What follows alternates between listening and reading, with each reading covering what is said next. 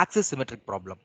So in axis symmetric problem, what is that we'll be doing is we'll be discussing how to solve the case for a cylinder. So that is what we will be seeing. So this is a cylindrical structure that you see here. Okay, and the dimension is given. So here the question is determine the maximum stress induced across the thickness of cylindrical container using axis symmetric element. So this is the cylindrical structure. Okay. So here what we will do is like we will try to determine the stress in the place where the object is symmetric. Okay, so this is the area in the middle of the object. So that is the area where we will try to see the what is the maximum stress up is getting loaded on this area. So for this case, the problem is given such a way like the load is given as 100 Newton and the Young's modulus value is given as 200 gigapascal, which is nothing but 2E5. Okay, so which is expressed in terms of millimeter because here we see all the dimensions are there in millimeter. So when we do the sum, we can have either all the dimensions in millimeter or we could convert it into meter and use. So again, the Poisson's ratio is 0.3, which is ideally for steel. Okay. So first we'll see like, in general case, in order to draw the analytical solution. So this is the formula. Stress is equal to load by force by area, where force by area is nothing but in this particular region. In this particular region, if you look at it, it is this distance is 5 mm. So what is that you're doing is this distance is 20, this distance is 15 mm. So that is what you're done here. 20 mm minus 15 mm. So we are substituting in the formula in order to calculate the stress. So the stress from this formula, what is that we are able to arrive is the stress about the symmetry position of this particular object or this particular position. This particular position is 182 Newton per mm square. So this is what is we are able to derive. Today we will see how to solve this particular case in ANSYS software. In order to solve this case in ANSYS software, we need to use the coordinate system. So we know that in ANSYS for modeling, we use coordinate system.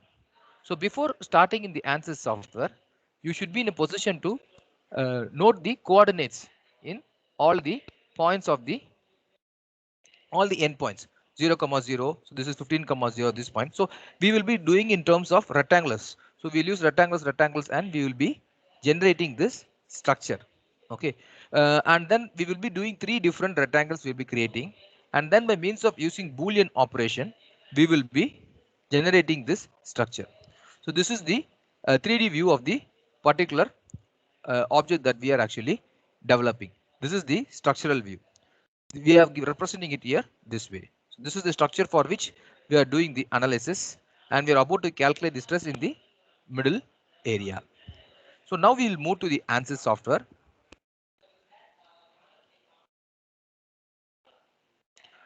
So like as usual, we click on ANSYS mechanical APDL launcher, and then here I give the job name as Axis Symmetry. Hit on the run button, the ANSYS home page will open.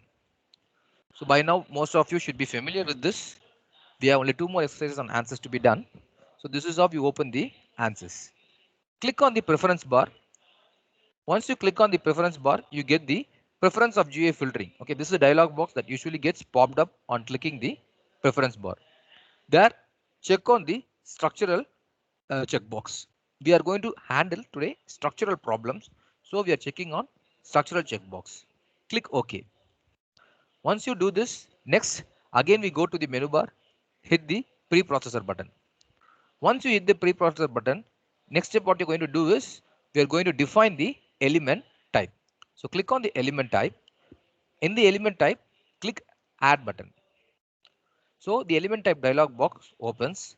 So here click on the add button. Once you click on the add button, what are all the options available will be displayed here. In today's case, we are dealing with a solid. So I check solid. I click on solid.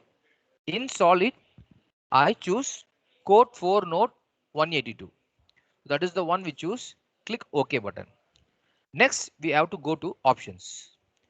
Click on the options button. So this is new. So when you click on the options button, we get something called plain 182 element type option. In this, you have to choose element behavior K3. Go to the drop down box and set the condition as axis symmetry. So in today's case, we are handling axis symmetric problem. So we pick axis symmetric and then we hit OK. Next, we hit the close button. Next, we are going to the material properties. In this case, we will define the material properties. The procedure is almost same like as we do in the previous cases. So go to materials model, click on materials model. This dialog box opens. So here from the materials model available, you click structural. Once you click structural, lot of option opens up. They are dealing with linear problem. So we click linear and then you select elastic. Three options comes isotropic, orthotropic and anisotropic. Of the three, we pick isotropic. Once you pick isotropic, what happens is this dialog box opens. So usually you should be aware like we give 2E5 and then the proxy value is 0.3. This is something like the Poisson's ratio value and the Young's modulus value is something we obtain from the question. Close it using material exit link and now you go to modeling. Okay. So in order to model, you have to go to click create button. In the create button this time we will be using areas. We'll be using areas option to create and click on rectangle. And then under rectangle, click on by dimensions. Click on by dimensions. It will ask for the coordinates. So these are the coordinates which we already have written in the PowerPoint. So we enter the coordinates for the rectangular bar.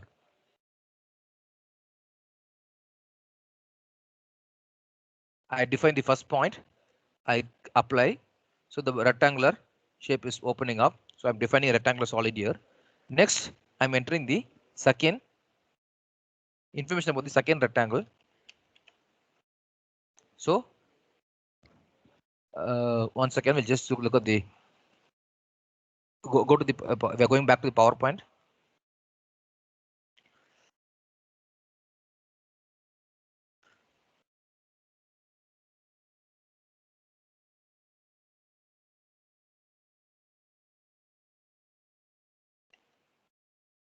One second, we will do it from the first. So what happened was initially we gave the coordinates wrongly in the bottom. That is the reason why the size was big. So we rectified that and then now we are going for the third rectangular bar.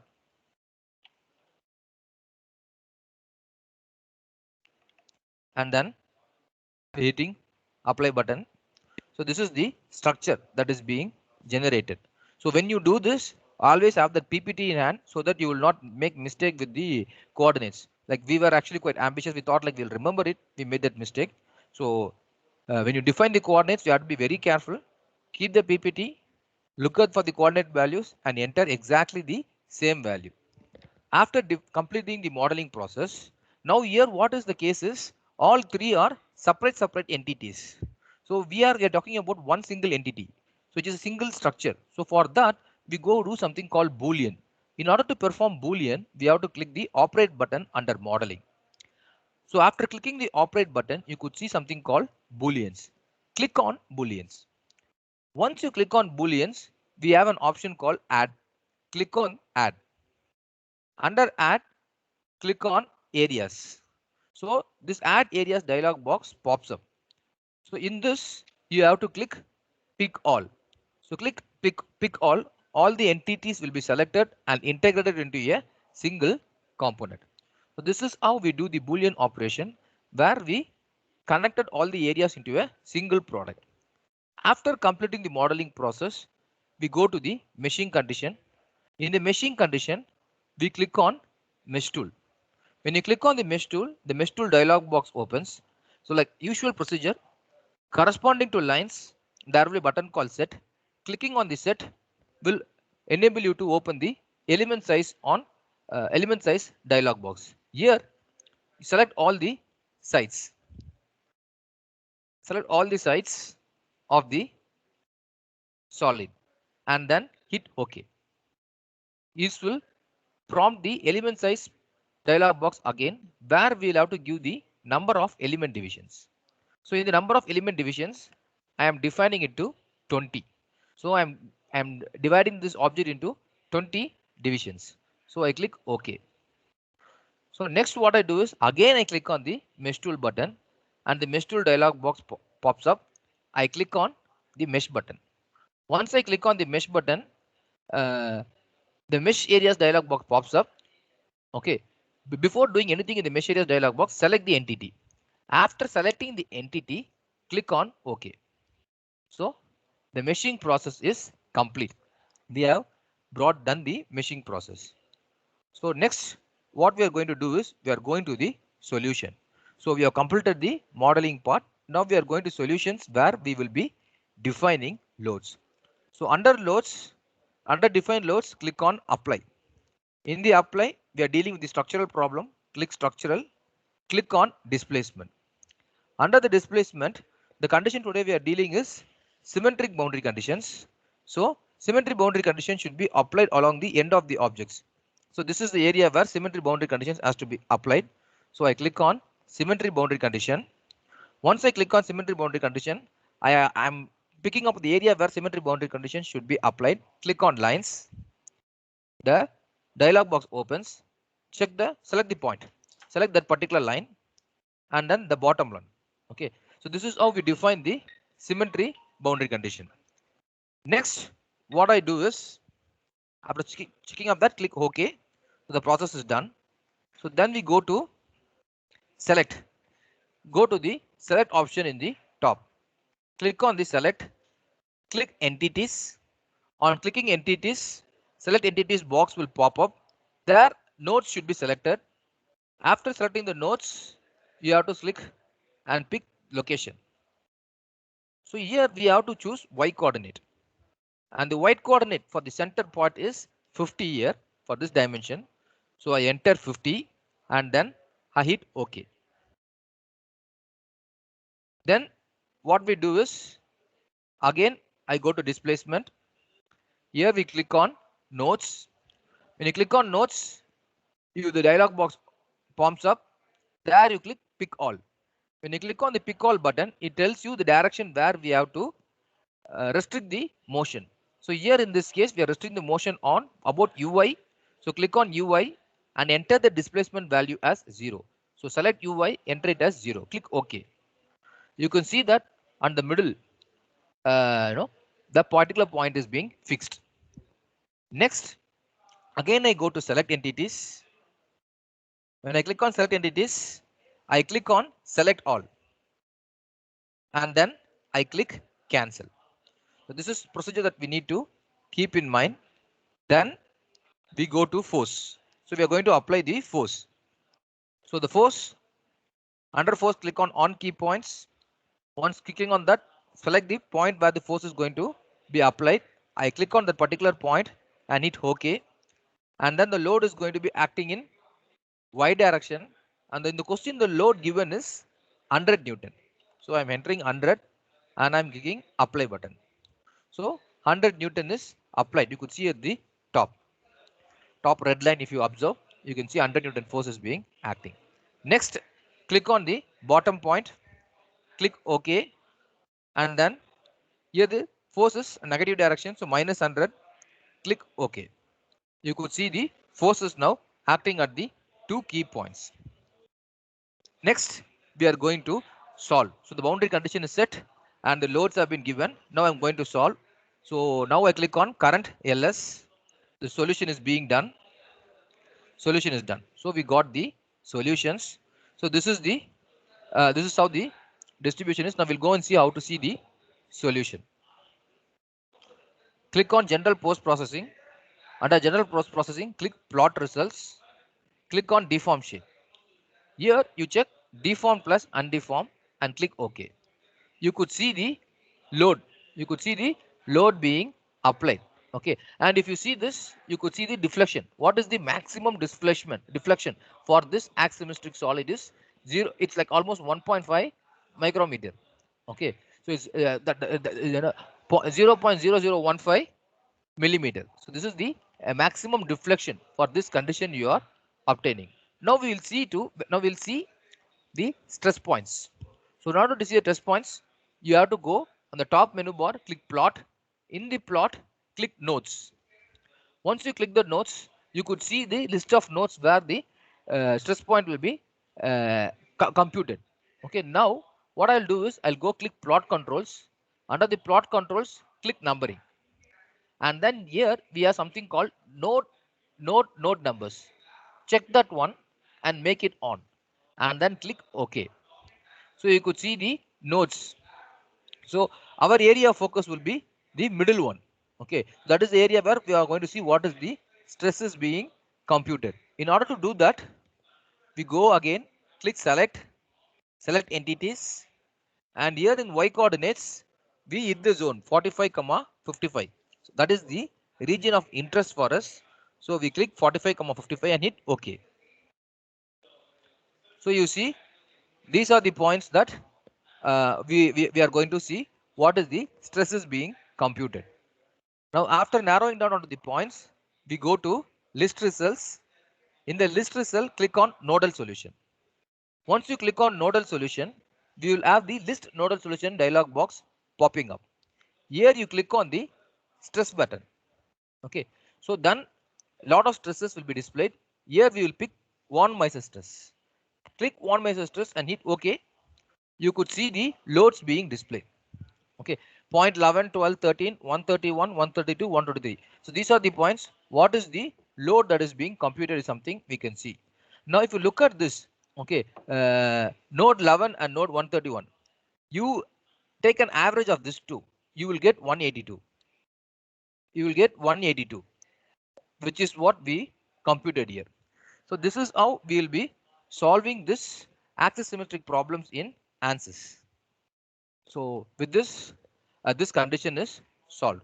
Once again, I'll stop the recording. And there are also some other things that we could play around with, but that is the result that we get. So now you go to plot results, click on counter plot, click on nodal solution, click on degree of freedom, click on displacement vector sum, click OK. So this shows the stress for the entire object. Okay, this shows the stress for the entire object. Okay. Again, here you can see the displacement value is maximum is 0.001. Now again, go back to plot controls. In the plot controls, click style. There you go to symmetry expansion. Okay, and there you go to 2D axis symmetric. So we'll be opening up this object now. So we are going for a full expansion. Oh, sorry, we're going for 3/4 expansion. Click on OK. So this is the expansion. Now I'll try to rotate it in dynamic model mode. So you could rotate the object. These are all certain things, like just saying like what all things that you could do. Okay, and you could see like the particular, if you see this is a top view, and if you click on this perspective, you'll get this. So this is the solid for which about the axisymmetric condition we are calculating the stress. So if you look at the diagram, this is the condition. This is the condition that we have been solving. Okay, so this is the condition. But the key important element is the primary point is calculating load in this particular point. So that is very important. So in the exam perspective, when the question is given, we would expect you to solve the problem. And in the previous page where you are able to collect one Miser stress, that is the area where you will have to take the print screen and upload. These are all certain additional things that you could infer from the ANSYS software. So with this, I'll stop recording.